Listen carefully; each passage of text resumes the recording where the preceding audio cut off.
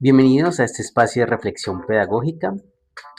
Mi nombre es Nelson Olivero y hoy vengo a hablarles de la pedagogía dialogante y el papel de la educación en el desarrollo humano.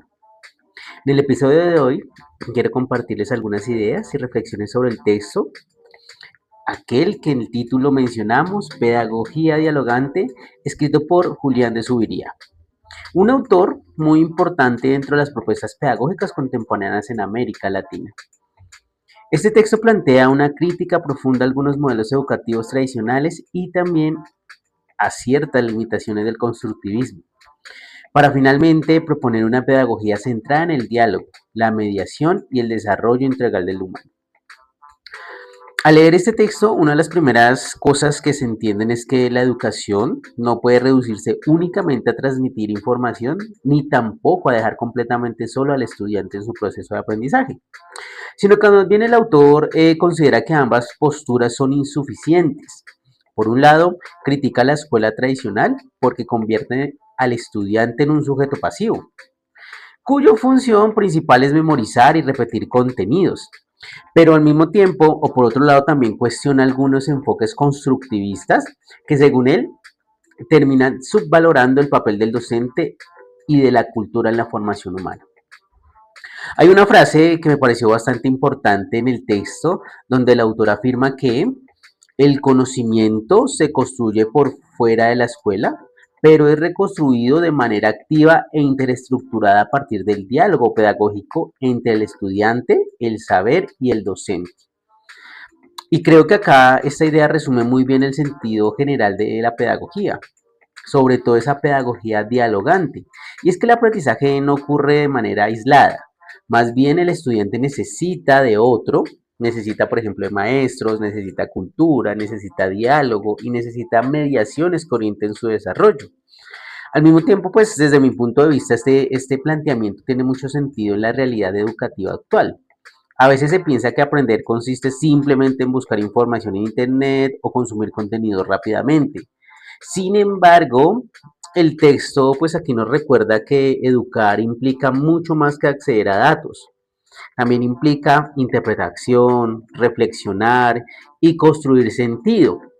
Al mismo tiempo, una mente crítica. Otro aspecto, pues, importante que desarrolla el autor es la idea de que la finalidad de la educación no debe ser solamente el aprendizaje, sino que también debe tender a un desarrollo humano.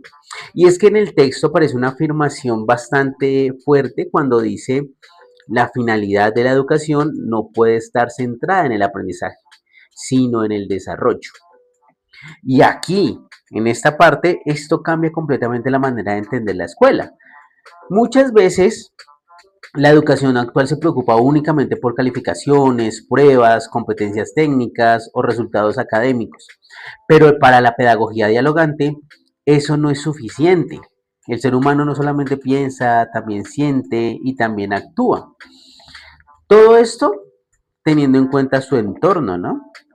Por eso el autor insiste en que la escuela debe trabajar tres dimensiones fundamentales. Él las menciona y dice que hay una dimensión cognitiva, una dimensión socioafectiva y la práctica o la praxis. Y acá hay una parte del texto para reforzar como estas ideas que me pareció también muy significativa cuando afirma y dice que el ser humano piensa, ama y actúa. Y es obligación de la escuela enseñarnos a pensar mejor, amar mejor y actuar mejor. Esta parte me pareció bastante importante y es que personalmente considero que está en una de las ideas más valiosas del texto, porque muchas veces la educación olvida la dimensión emocional y humana de los estudiantes. A veces se relega a un lado y, como lo mencionamos anteriormente, únicamente se tiende a una o a un conocimiento mecanicista. En muchos escenarios pedagógicos actuales vemos grandes capacidades académicas, pero con dificultades emocionales, problemas con para relacionarse con otros, por ejemplo, o falta de sentido frente a la vida. Y es que el texto juntamente critica esta formación fragmentada que desarrolla solamente la intelectualidad y deja al lado lo afectivo y lo ético. Además, el autor también explica que todo ser humano es profundamente cultural e histórico, es decir, nadie aprende completamente solo. Y acá es cuando él afirma, todo proceso humano es social, contextual e histórico. Esta afirmación se relaciona mucho con el pensamiento de Lev Vygotsky, quien defendía que el aprendizaje ocurre mediante la interacción con otros. Lo que entiendo aquí es que nuestras ideas, nuestros valores e incluso nuestra manera de pensar están marcadas por el contexto en el que vivimos. La familia, la escuela, los medios de comunicación, la cultura y las experiencias sociales. Sobre todo, pues el contexto. Por eso el texto insiste tanto en la importancia de los mediadores. El maestro aparece como alguien que orienta, acompaña y ayuda al estudiante a desarrollarse. De hecho, pues el autor critica fuertemente la idea de que el estudiante puede construir todo por sí mismo, o sea, sin mediación pedagógica. Según el texto, cuando se minimiza el papel del docente, se desconoce el valor de la experiencia humana y cultural acumulada. Desde mi perspectiva, esta crítica sigue siendo muy actual. Hoy existen discursos educativos que creen que la tecnología puede reemplazar completamente al maestro. eh, por ejemplo, la utilización de la IA actualmente. Pero el texto en sí nos hace pensar que ninguna herramienta tecnológica puede sustituirse la sensibilidad, el acompañamiento, la orientación humana de un educador comprometido. Y otro concepto muy importante del texto es que es el de modificabilidad humana, tomado específicamente de Robin Feuerstein. Feuerstein afirma que el ser humano siempre puede transformarse y desarrollarse mediante mediaciones adecuadas. Y hay una frase muy bonita en el texto donde se dice, nada hay más estable que la propia modificabilidad. Lo que se entiende aquí es que el ser humano nunca está completamente terminado. Siempre existe la posibilidad de cambio, crecimiento y transformación. Y creo que esta idea tiene una enorme esperanza pedagógica. Muchas veces en la educación se etiqueta a los estudiantes, este no aprende, este no tiene capacidades, este no sirve para estudiar, pero la pedagogía dialogante rompe esa mirada determinada y afirma que todos los seres humanos pueden desarrollarse si cuentan con mediaciones de calidad. Sin embargo, pues el texto también mantiene una postura crítica y realista. El autor reconoce que la modificabilidad humana tiene límites y que el contexto social influye muchísimo en el desarrollo de las personas. Por esto, insiste en la importancia de una educación de calidad y de docentes capaces de generar esos procesos significativos dentro y fuera del aula. Por otra parte,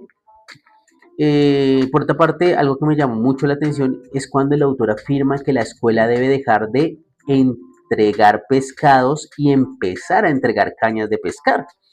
Y es básicamente nosotros poder darles esas herramientas que los permita pensar por sí mismos, ¿no?